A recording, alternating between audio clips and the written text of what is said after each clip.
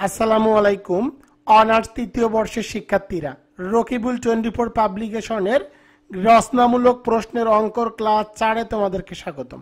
আজকে আমি তোমাদেরকে শেখাবো গণসংখ্যা নিবেশন সারণী ও অজীব রেখা অঙ্কন, অর্থাৎ গণসংখ্যা নিবেশন সারণী তৈরি করো এবং সেই সারণী থেকে অজীব রেখা অঙ্কন করো। তার সহজ টেকনিকটুকু তোমাদেরকে শিখিয়ে দিব। তোমাদের যাদের পরীক্ষা আগামী 18 মে 2025 সালে অনুষ্ঠিত হবে তাদের জন্য আজকের এই ক্লাসটি খুব ইম্পর্টেন্ট। তোমাদের সকলের প্রতি রিকোয়েস্ট থাকবে অবশ্যই তোমরা ভিডিওটি শেয়ার করে দিবা। তো দেখো, এই প্রশ্নটি তোমাদের বোর্ড কোশ্চেন 2017 সালে এসেছিল। এই প্রশ্নটির এখন আমি তোমাদের সমাধান করে দিব। নিম্নের উপাত্ত হতে সমান শ্রেণীব্যাপ্তি সহ 60টি শ্রেণী বিশিষ্ট একটি গণসংখ্যা নিবেশন প্রস্তুত করো এবং এর ভিত্তিতে একটি অজীব রেখা অঙ্কন করো। তো দেখো, এখানে কিন্তু শ্রেণী দেওয়া আছে 60টি। তো এখন আমি এটি সমাধান করে দিব। তোমাদেরকে প্রথমে লিখতে হবে প্রদত্ত তথ্য সারণীতে মোট তথ্যমান n ইকুয়াল, এখানে মোট কয়টি সংখ্যা আছে দেখো, 1 2 3 4 5 6 7 8 9 10 11 12 13 14 15 16 17 18 19 20 21 22 23 24 25 26 27 28 29 30 31 32 33 34 35 36 37 38 39 40। তো এখানে n ইকুয়াল হবে 40। এরপরে তোমাদেরকে লিখতে হবে এখানে সর্বোচ্চ মান কত। দেখো, এখানে সর্বোচ্চ মান তোমাদেরকে খুঁজে বের করতে হবে, অর্থাৎ কোন মানটি এখানে সর্বোচ্চ। তো দেখো, এখানে সর্বোচ্চ মান হবে 97, কারণ 97 মান এখানে সর্বোচ্চ। তো এখানে আমি লিখে দিলাম সর্বোচ্চ মান 97। এরপরে তোমাদেরকে লিখতে হবে সর্বনিম্ন মান। তো এখানে তোমাদেরকে সর্বনিম্ন মানটি খুঁজে বের করতে হবে। এই সারণীতে সর্বনিম্ন মান কত? তো দেখো, এখানে সর্বনিম্ন মান দেওয়া আছে 49। তো তোমাদের এখানে সর্বনিম্ন মান লিখতে হবে 49। এরপরে তোমাদেরকে পরিসর বের করতে হবে। পরিসরের সূত্র হলো সর্বোচ্চ মান মাইনাস সর্বনিম্ন মান। এখানে সর্বোচ্চ মান 97 মাইনাস সর্বনিম্ন মান হলো 49। তো দেখো, 97 থেকে যদি তোমরা 49 বিয়োগ করো তাহলে তোমাদের মান বের হবে 48। তো এখানে পরিসর হবে 48। এরপরে দেখো, দেওয়া আছে শ্রেণী সংখ্যা। তো দেখো, এখানে শ্রেণী সংখ্যা কিন্তু দেওয়া ছিল 7। তো এখানে তোমাদের কে ইকুয়াল লিখতে হবে 7। এখন তোমাদেরকে শ্রেণী ব্যবধান বের করতে হবে। তো শ্রেণী ব্যবধান CI ইকুয়াল পরিসর ভাগ শ্রেণী সংখ্যা। তো দেখো, আমরা পরিসর বের করছি 48। তো আমি এখানে 48 লিখলাম, আর শ্রেণী সংখ্যা হলো 7। তো উপরে তোমাদেরকে লিখতে হবে 48। তো 48 ভাগ তোমাদেরকে লিখতে হবে 7। তো 48কে যদি 7 দিয়ে ভাগ করা যায়, 48 ভাগ 7, তো বের হচ্ছে 6.85। তো আমি এখানে দেখো 6.85 লিখলাম। আর আমি তোমাদেরকে বলেছি শ্রেণী ব্যবধানের ক্ষেত্রে পয়েন্টের পরে যদি কোনো সংখ্যা থাকে তাহলে তোমাদেরকে এক ঘর এগিয়ে নিতে হবে। যেহেতু এখানে 6 আছে, তো 6কে তোমাদের এখানে 7 করতে হবে। আর এই চিহ্নটির নাম হলো সর্বসম চিহ্ন। তো দেখো, আমরা শ্রেণী সংখ্যা এবং শ্রেণী ব্যবধান কিন্তু বের করে ফেললাম। এখন আমরা খুব সহজেই গণসংখ্যা নিবেশন সারণীটি তৈরি করতে পারবো। তো দেখো, শ্রেণী ব্যবধান কত? 7। তো আমরা এখানে লিখবো শ্রেণী ব্যবধান 7 এবং শ্রেণী সংখ্যা কত? শ্রেণী সংখ্যা কিন্তু 7। শ্রেণী সংখ্যা 7 ধরে বহির্ভূত পদ্ধতিতে গণসংখ্যা নিবেশন সারণী তৈরি করা হলো।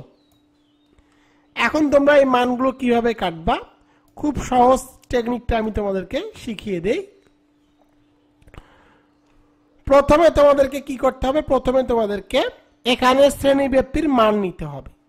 তো আমি তোমাদেরকে বলেছি সর্বনিম্ন মান যদি 31 32 33 মানে যে পূর্ণ সংখ্যাটি থাকবে তার থেকে যদি 2 3 4 বেশি থাকে তাহলে তোমরা পূর্ণ সংখ্যা নিবা। কিন্তু এখানে দেখো আছে 49, সুতরাং এখানে আর পূর্ণ সংখ্যা করা যাবে না, 40 করা যাবে না।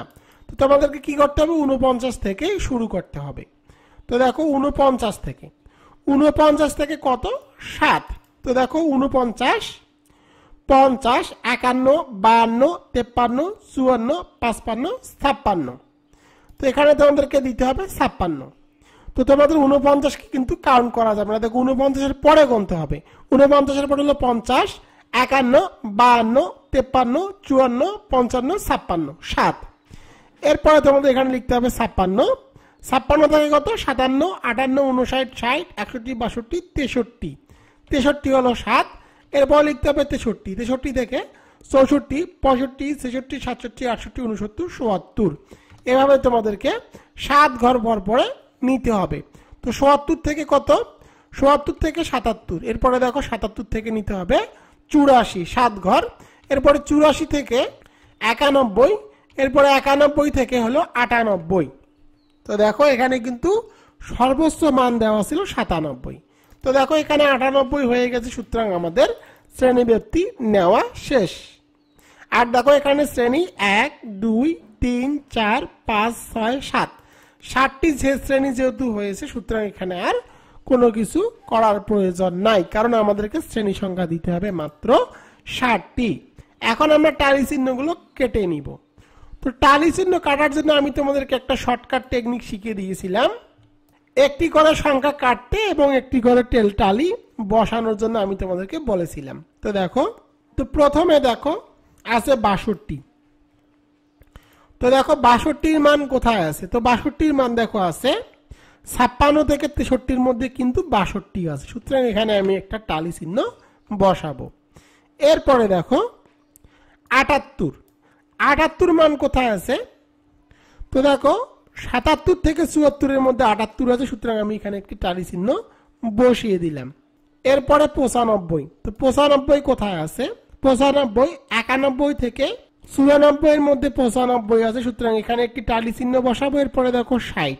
তো ৬০ কোথায় আছে, তো দেখো ৬০ কিন্তু ৫৬ থেকে ৬৩-র মধ্যে ৬০ আছে, সুতরাং আমি এখানে আরেকটি টালি চিহ্ন বসাবো। এরপরে দেখো ৭২। ৭২ কোথায় আছে, ৭৪ থেকে ৭৭-এর মধ্যে ৭২ আছে, সুতরাং আমি এখানে একটি টালি চিহ্ন বসালাম। এরপরে দেখো ৮৫। ৮৫ কোথায় আছে, ৮৪ থেকে ৯১-এর মধ্যে ৮৫ আছে, সুতরাং আমি এখানে একটি টালি চিহ্ন বসিয়ে দিব। এরপরে দেখো ৭৮। ৭৮ কোথায় আছে, ৭৭ থেকে ৮৪-এর মধ্যে ৭৮ আছে, সুতরাং আমি এখানে একটি টালি চিহ্ন বসিয়ে দিলাম। এরপরে দেখো ৬৮। ৬৮ কোথায় আছে, ৬৩ থেকে ৭০-এর মধ্যে ৬৮ আছে, সুতরাং এখানে একটি টালি চিহ্ন বসালাম। এরপরে দেখো ৬১। ৬১ কোথায় আছে, ৫৬ থেকে ৬৩-র মধ্যে ৬১ আছে, সুতরাং আমি এখানে একটি টালি চিহ্ন বসালাম। এরপরে দেখো ৭০। ৭০ কোথায় আছে, ৭০ দেখো ৬৩ থেকে ৭০ আছে, আবার ৭০ থেকে ৭৭-এ ৭০ আছে। আমি তোমাদেরকে বলেছি যদি কোনো পূর্ণ সংখ্যা অর্থাৎ পরের সংখ্যা হয়, তাহলে তোমাদেরকে এটিকে পরের শ্রেণীতে বসাতে হবে, এই শ্রেণীতে বসানো যাবে না। সুতরাং ৭০ থেকে ৭৭-এর মধ্যে তোমাদের এখানে একটি টালি চিহ্ন বসাতে হবে। এরপরে দেখো ৭৭। ৭৭ কোথায় আছে, তো দেখো ৭০ থেকে ৭৭, আবার ৭৭ থেকে ৮৪। তো তোমাদেরকে এখানে ৭৭ বসানো যাবে না, পরেরটিতে ৭৭ বসাতে হবে। তো এখানে আরেকটি টালি চিহ্ন বসাতে হবে। এরপরে দেখো ৮৫। ৮৫ কোথায় আছে, তো দেখো ৮৪ থেকে ৯১-এর মধ্যে ৮৫ আছে। এরপরে দেখো ৭০।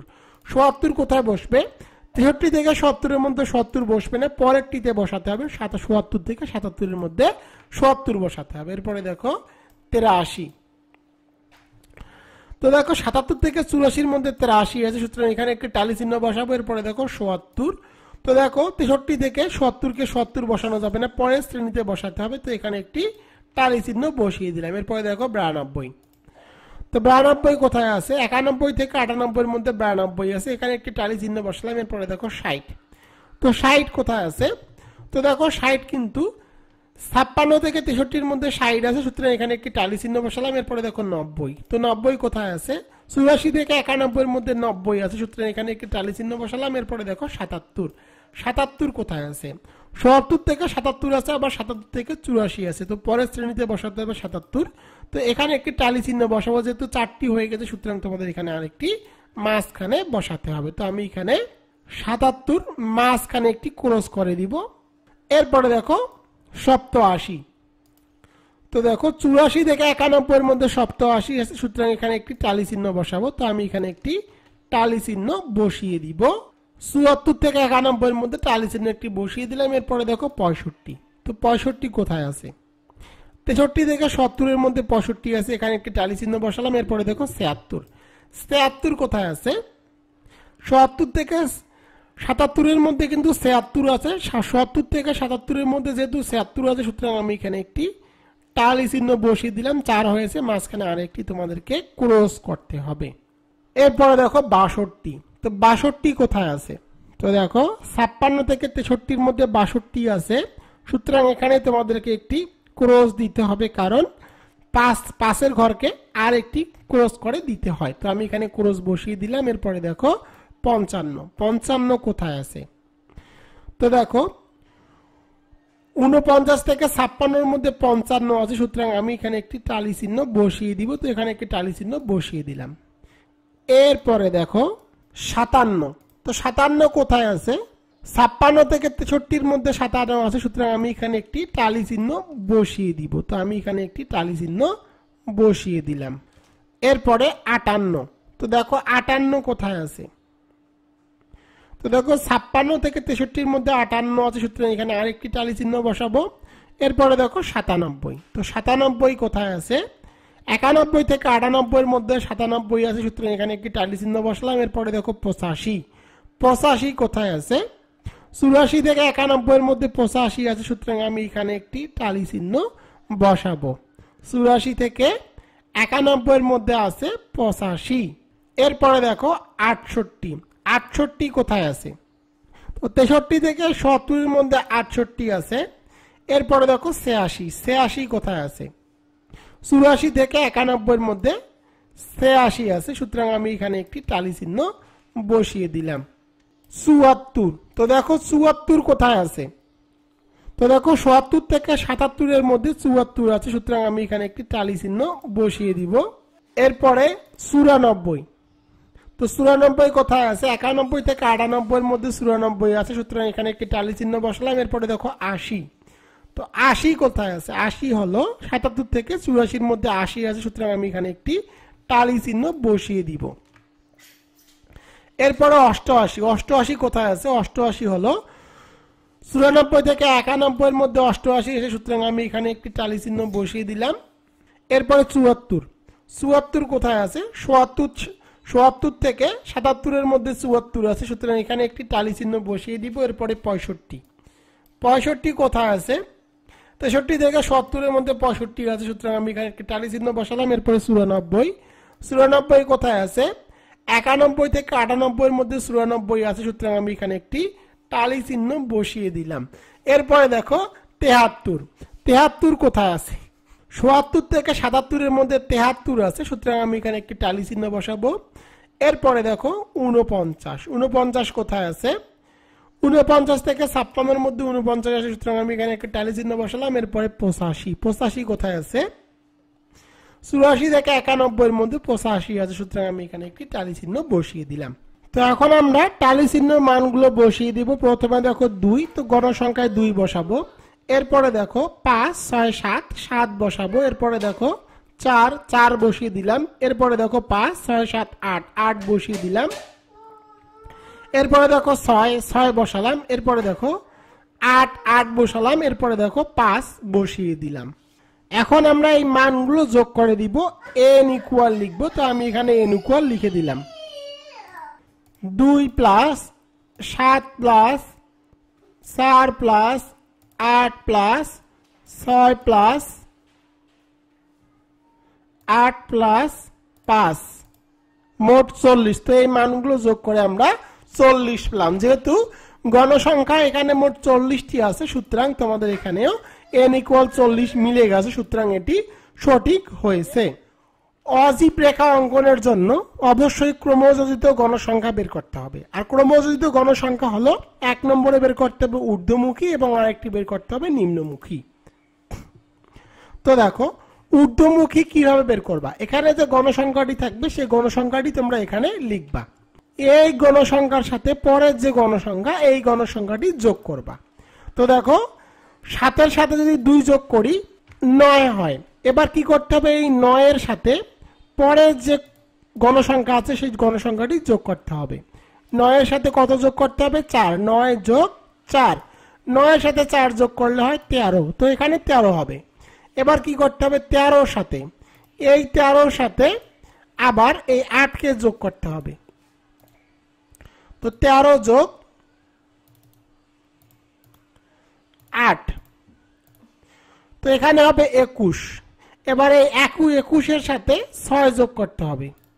তো 21-এর সাথে 6 যোগ করব, 21 প্লাস 6, তো এখানে হবে 27। তো 27-এর সাথে কত যোগ করব, আবার 8 যোগ করব। 27 যোগ 8, তো এখানে মান বের হবে 35। এবার 35-এর সাথে আবার 5 যোগ করব। তো 35-এর সাথে 5 যোগ করলে হয়ে যাবে 40। তো দেখো এখানে n ইকুয়াল আছে 40। এবার তোমাদের ক্রমযোজিত গণসংখ্যার নিম্নমুখী মান বের করতে হবে। তো নিম্নমুখী মান কিভাবে বের করবা, তো ঊর্ধ্বমুখীর সর্বশেষ যে মানটি থাকবে সেই মানটি তোমরা এখানে প্রথমে লিখবা। ঊর্ধ্বমুখীর সর্বশেষ যে মানটি থাকবে নিম্নমুখীর প্রথমে সে মানটি লিখবা।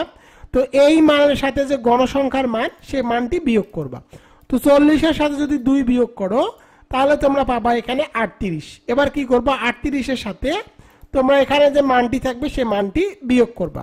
তো 38-এর সাথে যদি 7 বিয়োগ করো তাহলে হয় 31। এরপরে কি করবা, 31-এর সাথে আবার 4 বিয়োগ করবা। তো 31 বিয়োগ 4, 31-এর সাথে 4 বিয়োগ করলে হয় 27। এরপরে কি করবা, এই 27-এর সাথে যে গণসংখ্যা থাকবে সহজ সোজাই সেটি বিয়োগ করবা। তো 27-এর সাথে যদি আমরা 8 বিয়োগ করি, 27 বিয়োগ 8, তাহলে আমরা মান পাবো 19। এরপরে দেখো এই 19-এর সাথে কি বিয়োগ করব, 19-এর সাথে আবার 6 বিয়োগ করব। 19 বিয়োগ 6, তো মান পাবো 13। তো আমি এখানে 13 বসালাম। আবার এই 13-র সাথে কি করব, এই 13-র সাথে আবার আমরা এখানে যে 8 মান আছে এই 8 মান বিয়োগ করব।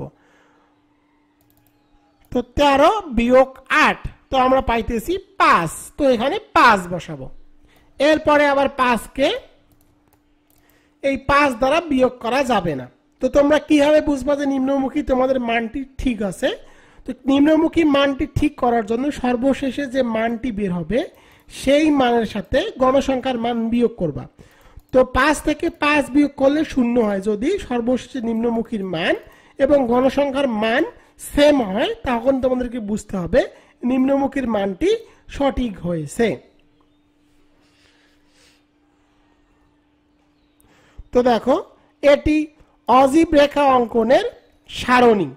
তো এই সারণী থেকে এখন আমি তোমাদেরকে অজীব রেখা অঙ্কন করে দেখাবো।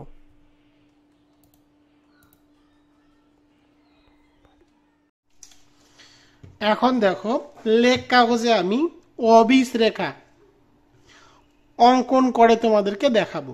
তো দেখো এখানে আছে শ্রেণী ব্যক্তি এবং ক্রমযোজিত গণসংখ্যা। আমাদের কিন্তু এই গণসংখ্যার মানগুলো বসানো লাগবে না, আমাদেরকে জাস্ট ক্রমযোজিত গণসংখ্যার ঊর্ধ্বমুখী এবং নিম্নমুখী মানগুলো বসাতে হবে। এখন প্রশ্ন হলো ঊর্ধ্বমুখী মান কোথায় বসাবো আর নিম্নমুখী মান কোথায় বসাবো, এর উত্তরটি হলো, তো দেখো 49 থেকে 56-এর মধ্যে নিম্নমুখী মান কোনটা, 49 থেকে 56-এর মধ্যে নিম্নমুখী মান হলো 49। তো 49-কে বসাতে হবে 40। এরপরে দেখো 56 থেকে 63, 56 থেকে 63-র মধ্যে নিম্নমুখী মান কোনটি, 63। সুতরাং তোমাদেরকে 63-তে বসাতে হবে 38। আবার দেখো 49 থেকে 56-এর মধ্যে ঊর্ধ্বমুখী মান কোনটি, মানে কোন মানটি সব থেকে বেশি, তো দেখো 56। তো 56 মানকে তোমাদেরকে ঊর্ধ্বমুখীতে বসাতে হবে। তো আমি দেখো এখানে লেখ কাগজে মানগুলো বসিয়ে রেখেছি। তো দেখো যেহেতু 49 থেকে শুরু, সুতরাং আমি দেখো 49 এখানে লিখেছি, অর্থাৎ 10 ঘরকে আমি কিন্তু দেখো এখানে 7 একক করে লিখেছি, অর্থাৎ 10 ঘরকে আমি এখানে কিন্তু 7 একক লিখেছি। অর্থাৎ দেখো তোমরা এখানে এখান থেকে 49, 10 ঘরকে আমি 49 লিখেছি। এরপরে দেখো 56, তো দেখো এখানে 49-এর পরে 56 আছে, সুতরাং আমি দেখো 10 ঘর পরে 56 লিখেছি। এরপরে 10 ঘর পরে 63, এরপরে 10 ঘর পরে 70, এরপরে 77, এরপর 10 ঘর পরে 84, এরপর 10 ঘর পরে 91 এবং 10 ঘর পরে 98। অর্থাৎ এখানে যে মানগুলো আছে সেই মানগুলোকে আমি 10 ঘর পর পরে বসিয়ে নিয়েছি ভূমি অক্ষ বরাবর। প্রথমে 49, এরপরে দেখো 56, এরপরে 63, এরপরে 74, এরপরে 77, এরপরে 84, এরপরে 91, এরপরে হলো গিয়ে 98। এই মানগুলো ভূমি অক্ষ বরাবর আমি বসিয়ে নিয়েছি। এরপরে দেখো লম্ব অক্ষ বরাবর, এই লম্ব অক্ষ বরাবর আমি গণসংখ্যার মানগুলো বসিয়েছি। তো 5 ঘরকে আমি এখানে কিন্তু 5 একক ধরেছি। অর্থাৎ দেখো এখানে 5টি ঘর আছে, 5 নিয়েছি। এরপরে দেখো 5 ঘরকে 10 নিয়েছি। এরপরে 5 ঘরে 15, 20, 25, 30, 35, 40। যেহেতু এখানে ক্রমযোজিত গণসংখ্যার সর্বোচ্চ মান হলো 40, সুতরাং আমি এখানে 40 পর্যন্ত নিয়েছি। তো দেখো এখানে কিন্তু OX অক্ষ বরাবর শ্রেণী যে ব্যক্তি আছে সেগুলো লিখেছি এবং OY অক্ষ বরাবর ক্রমযোজিত গণসংখ্যাটি কি হয়েছে, নির্দেশিত হয়েছে। এখন আমি এই মানগুলো তোমাদেরকে বসিয়ে দিব। তো দেখো প্রথমে আমরা কি করব, এই যে 49-এর মান, এই মানটি আমরা আগে বসাবো। তো দেখো 49 আছে এখানে। তো 49-এর মান কত? 49-এর মান হলো 40। এর কারণটা কি তোমরা মনে রাখবা, প্রথমে যে মানগুলো থাকবে এই মানগুলোকে তোমাদের সর্বশেষে যে মানগুলো আছে সে মানগুলোকে নিয়ে বসাতে হবে, কারণ এটি হলো নিম্নমুখী, আর নিম্নমুখী মানগুলো নিম্নমুখীতে বসাতে হবে। তো দেখো এখানে আছে 49, 49-এ কত আছে? 40। তো দেখো 49-এ 40 বসাতে হবে। 49-এর একদম সোজা 40 করে আমাদের এখানে একটি পয়েন্ট বসাতে হবে। তো আমি এখানে বসিয়ে দিলাম। এরপরে দেখো 56। তো 56-এর মান কত দেওয়া আছে? দেখো 56-এর মান আছে কিন্তু 38। তো দেখো 56কে তোমাদের কোথায় বসাতে হবে? 38-এ বসাতে হবে। তো দেখো 30, এখানে হলো 35। 35-এর পরে দেখো তোমাদেরকে গুনতে হবে 36, 37, 38। তো এখানে তোমাদেরকে একটি পয়েন্ট বসাতে হবে। অর্থাৎ 5 ঘরের 35 ঘরের পরে এখানে তোমাদেরকে আবার 36, 37, 38, 5 থেকে আবার 3 ঘর উপরে একটি তোমাদেরকে পয়েন্ট বসাতে হবে। এরপরে দেখো 63। তো দেখো 63-এর মান কত? 63-এর মান এখানে দেওয়া আছে 31। তো দেখো 63। তো দেখো 63-তে আছে 31। তো 30 আর 1 হলো 31। তো এখানে আরেকটি তোমাদেরকে পয়েন্ট বসাতে হবে। এরপরে দেখো 63-এর পরে হলো 77। তো 77-এর মান কত আছে? 77-এ তোমাদের দেখো এখানে মান দেওয়া আছে 27। 77-এর মান কত? 27। তো দেখো 77, 27। তো দেখো এখানে হলো 25, 26, 26, 27। তো এখানে তোমাদেরকে আর একটি পয়েন্ট বসাতে হবে। অর্থাৎ দেখো 25-এর পরে আর 2 ঘর তোমাদেরকে এখানে এগিয়ে নিতে হবে। এরপরে দেখো 77। তো দেখো 77-এর মান কত? তো 77-এর মান দেওয়া আছে 19। 77-এর মান কত? 19। তো দেখো 77 এর মান হবে 19। তো 20-এর 1 ঘর নিচে কিন্তু হবে 19। তো যেহেতু এটি 20 ঘর, 20-এর 1 ঘর নিচে হলো 19। তো 77-এ হলো 19। এরপরে দেখো 77-এর পরে হলো 84। 84-এর মান কত? 84-এর মান দেওয়া আছে 13। তো দেখো এখানে 84 হলো 13। তো 10 আর 3 13। তো 10, 1, 2, 3।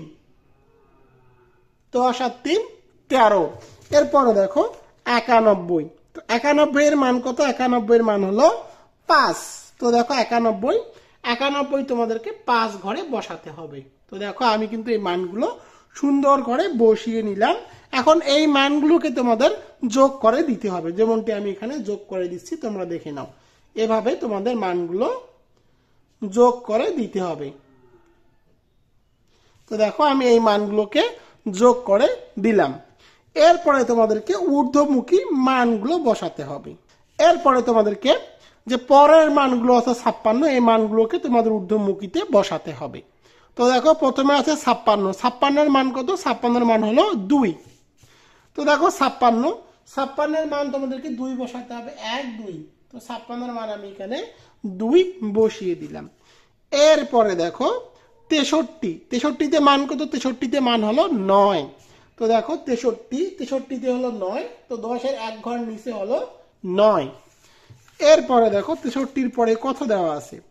তো 63 পরে দেখো আছে 77, 77 এর মান কত দেওয়া আছে? 77 এর মান হলো 13। তো দেখো 77, 10, 10 আর 3 13, 1 2 3, 10 আর 3 13। তো 13তে আমি একটি পয়েন্ট দিয়ে দিলাম।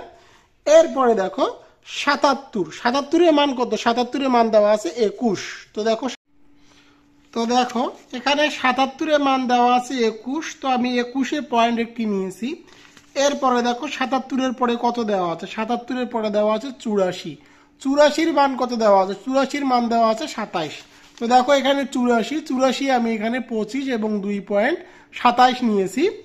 এরপরে দেখো 84 এর পরে কত দেওয়া আছে? 91, তো 91 এর মান কত? 91 এর মান হলো 35। তো দেখো আমি এখানে 91, 30 আর 5 35 একটি পয়েন্ট দিয়েছি।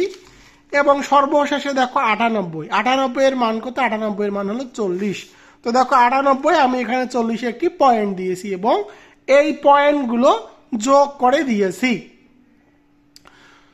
তো তোমাদের এখানে লিখতে হবে uno obis, অর্থাৎ তোমাদেরকে যে নিম্নমুখী মান সে মানগুলোতে লিখতে হবে অধি অবিস এবং ঊর্ধ্বমুখী মানগুলোতে লিখতে হবে uno obis। তো এইভাবে তোমরা যে কোনো ধরনের অবিস রেখা খুব সহজেই অঙ্কন করতে পারবা। আশা করি তোমরা আজকে থেকে অজীব রেখা অঙ্কনে আর তোমাদের কোনো সমস্যা হবে না। তোমাদের জন্য রকিবুল 24 পাবলিকেশন বের করেছে গবেষণা পদ্ধতি ও পরিসংখ্যান শর্ট নোট, যে পরীক্ষাটি অনুষ্ঠিত হবে আগামী 18 মে 2025। মাত্র 2 দিন পড়লেই A+ নিয়ে নো টেনশন, 100% গ্যারান্টি। তোমরা যাতে করে 2 দিন পরে গবেষণা পদ্ধতি পরিসংখ্যানে A+ তুলতে পারো তার জন্যই গবেষণা পদ্ধতি পরিসংখ্যান শর্ট নোট। তো দেখো তোমাদেরকে গবেষণা পদ্ধতি ও পরিসংখ্যানে কতটুকু পড়তে হবে? তোমাদেরকে অতি সংক্ষিপ্ত প্রশ্ন পড়তে হবে মাত্র 85টি, সংক্ষিপ্ত প্রশ্নাবলী পড়তে হবে মাত্র 6টি, অঙ্ক করতে হবে মাত্র 5টি, রচনামূলক প্রশ্ন তোমাদেরকে 4টি মুখস্থ করতে হবে এবং 6টি অঙ্ক করতে হবে। তো দেখো অতি সংক্ষিপ্ত প্রশ্ন 85টি, সংক্ষিপ্ত প্রশ্নাবলী 6টি, অঙ্ক 5টি, 4টি রচনামূলক প্রশ্ন এবং 6টি অঙ্ক। এতটুকু করতে কিন্তু তোমাদের 2 দিনের বেশি সময় লাগবে না এবং আমি তোমাদেরকে 100% কমনের নিশ্চয়তা দিচ্ছি। আমি এক্সামিনেশন 2018 থেকে গবেষণা পদ্ধতি ও পরিসংখ্যান সাজেশন দিয়ে আসতেছি, যে সাজেশনগুলো 100% কমন পড়ে। তো তোমরা যারা গবেষণা পদ্ধতি ও পরিসংখ্যান এটির উত্তর সহ শর্ট নোটটির PDF কপি ক্রয় করতে চাও তারা স্ক্রিনে দেখা হোয়াটসঅ্যাপ নম্বরে SMS করো। তোমাদের জন্য আরেকটি সুখবর, তোমাদের বাকি যে মোট 8টি সাবজেক্ট রয়েছে, তোমাদের মোট যে 8টি সাবজেক্ট রয়েছে এই 8টি সাবজেক্টের PDF, এই 8টি সাবজেক্ট স্ক্রিনের মধ্যে তোমরা 8টি সাবজেক্ট দেখতেছো, এই 8টি সাবজেক্টের সাজেশন উত্তর সহকারে PDF বর্তমানে বিক্রি করতেছি। তোমরা যারা রাষ্ট্রবিজ্ঞান অনার্স 3য় বর্ষের সকল সাবজেক্টের PDF কপি আমার কাছ থেকে নিতে চাও তারা ঝটপট এই নম্বরে হোয়াটসঅ্যাপে SMS করো। আমার হোয়াটসঅ্যাপ নম্বর 01744559475। এই প্রশ্নগুলোর উত্তর কিন্তু একদম সহজ ভাষায় উপস্থাপন করা হয়েছে। সফলতার 6ষ্ঠ বছরে রকিবুল 24 পাবলিকেশনস বের করেছে শিওর A+ গবেষণা পদ্ধতি ও পরিসংখ্যান শর্টকাট সাজেশন 2025। এই সাজেশনটির সাথে সকল বিষয়ের সাজেশনও কিন্তু তোমরা পেয়ে যাবা। তো স্ক্রিনের মধ্যে তোমরা সাজেশনটি দেখতে পাচ্ছ। যারা এই সাজেশনটি ক্রয় করতে চাও তারা আমার এই নম্বরে হোয়াটসঅ্যাপে SMS করো। আমার হোয়াটসঅ্যাপ নম্বর 01744559475। এই নম্বরে SMS করে লিখবা গবেষণা পদ্ধতি ও পরিসংখ্যান।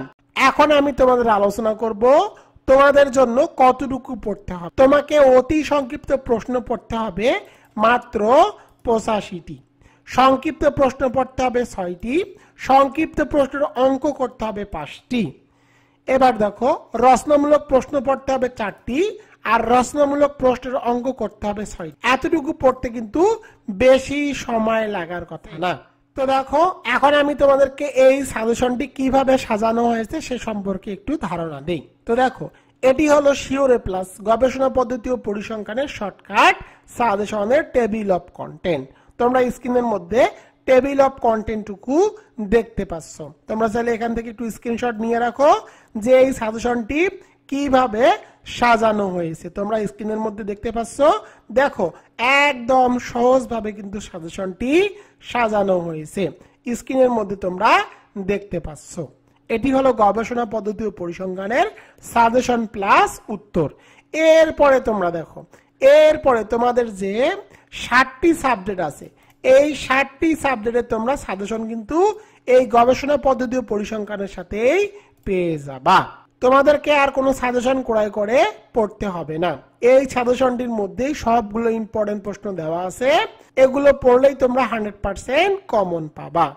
তো দেখো তোমাদেরকে আগে অতি সংক্ষিপ্ত প্রশ্নটুকু একটু দেখিয়ে নেই। তো দেখো প্রথমে সংজ্ঞাগুলো দেওয়া আছে, একদম সহজ ভাষায় কিন্তু সংজ্ঞাগুলো আমি দিয়েছি, তোমরা একবার পড়লেই মুখস্থ করতে পারবা। এভাবে 85টি অতি সংক্ষিপ্ত প্রশ্নের উত্তর ও সাজেশন কিন্তু দিয়ে দেওয়া আছে।